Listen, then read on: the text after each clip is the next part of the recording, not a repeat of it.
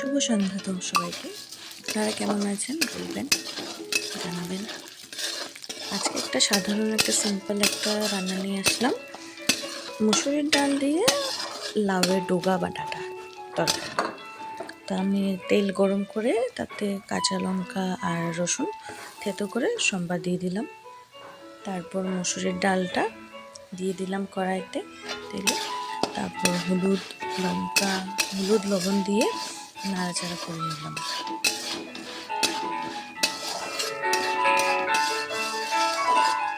ভালো করে নাড়াচাড়া করতে হবে লাল লাল হওয়া পর্যন্ত।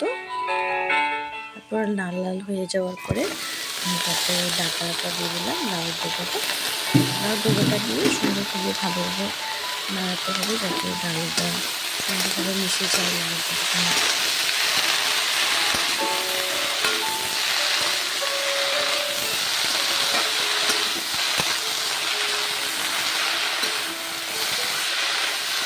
তারপরে এটা সিদ্ধ করতে হবে, ঢাকা দিয়ে এটা বয়েল করে নিতে হবে নাড়াচাড়া করার পর।